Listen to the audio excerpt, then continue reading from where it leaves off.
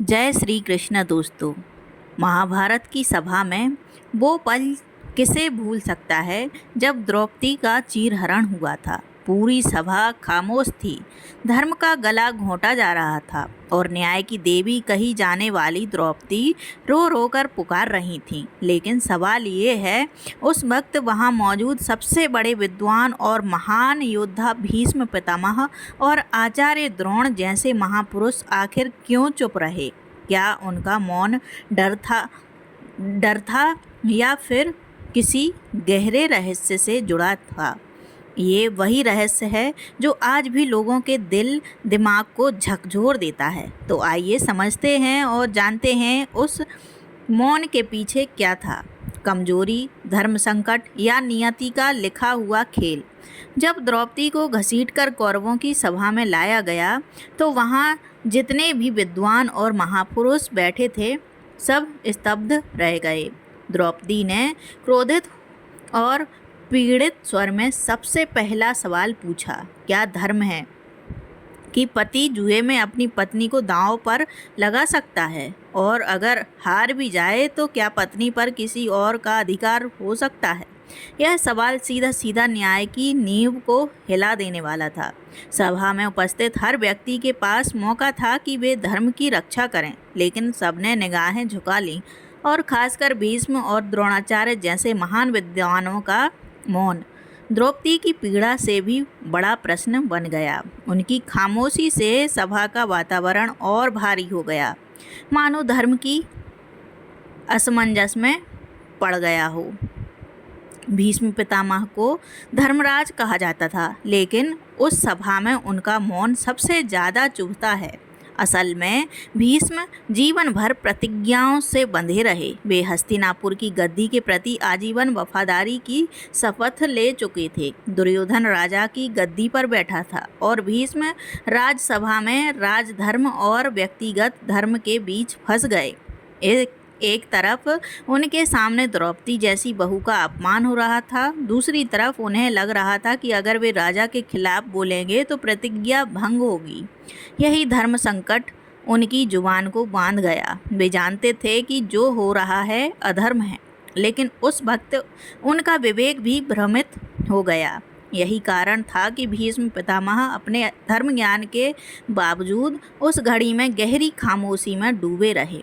आचार्य द्रोणाचार्य, जो वेद शास्त्रों और धनुर्वेद के आचार्य माने जाते थे, वे भी उस सभा में मौजूद थे। उनके सामने द्रौपदी की पुकार गूंज रही थी, मगर उनकी जुबान बंद थी। क्यों? असल में द्रोण का जीवन एक और धर्म संकट में बंधा था। वे दुर्योधन के गुरु नहीं, बल्कि उसके पिता धृतराष्ट्र के राज्य के वेतनभोगी सेवक थे। उन्हें राज्यसभा में राजा और राज्य के प्रति निष्ठा निभानी थी। इसके अलावा उनके शिष्य ही उस अन्याय में शामिल थे, कौरव भी और पांडव भी। अगर वे बोलते तो उनके अपने शिष्य उनके खिलाफ खड़े हो जाते। यही द्वंद्व उन्हें मौन कर गया।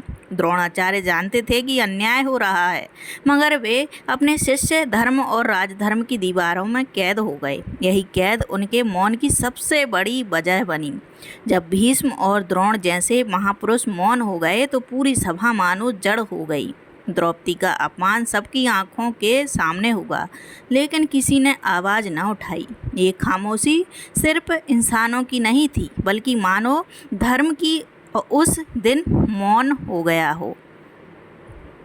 कौरवों को लगा कि उनकी शक्ति और क्रूरता के आगे अब कोई खड़ा नहीं हो सकता।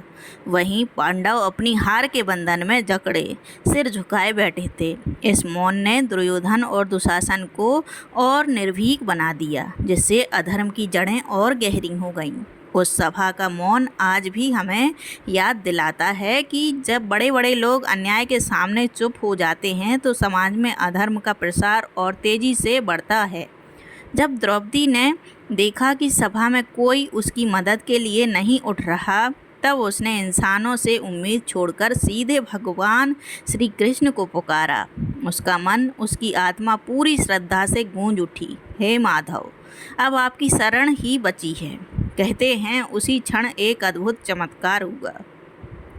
दुशासन ने जितना भी चीर खींचा, द्रौपदी का वस्त्र उतना ही बढ़ता चला गया। पूरा राज दरबार यह दिव्य दृश्य देखकर दंग रह गया। यह भगवान कृष्ण का अदृश्य हस्तक्षेप था, जिसने साबित कर दिया कि जब सारे दरवाजे बंद हो जाएं, तब ईश्वर का दरबार खुलता है।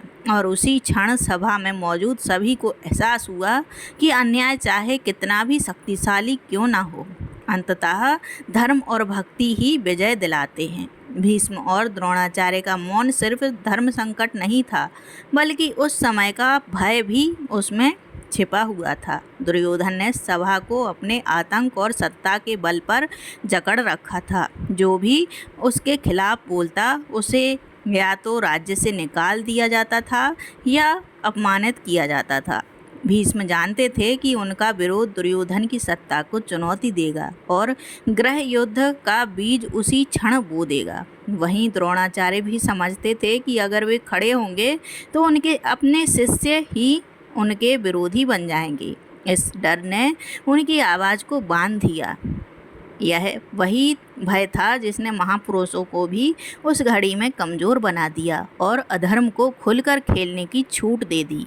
महाभारत सिर्फ युद्ध की कथा नहीं, बल्कि नियति का खेल भी है। द्रौपदी का अपमान कोई साधारण घटना नहीं थी, बल्कि उसी से कुरुक्षेत्र युद्ध की नींव रखी गई। ऐसा माना जाता है कि भगवान ने स्वयं भीष्म और द्रोणाचार्य की मौनता को उसी महान युद्ध का कारण बनने दिया।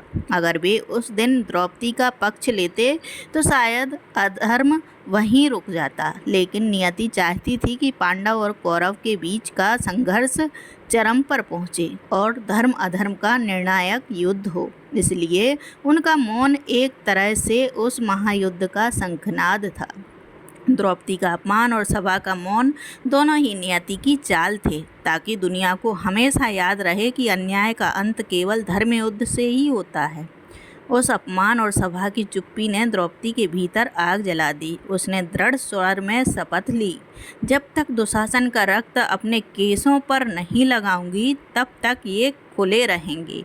यह शपथ सिर्फ उसके आत्मसम्मान की नहीं थी, बल्कि भविष्य के धर्म युद्ध का उद्घोष थी।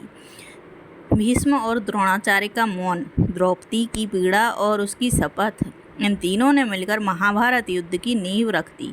यह घटना पांडवों के हृदय में भी आग बनकर धधकती रही, जो अंततः कुरुक्षेत्र में महाविनाश का कारण बनी।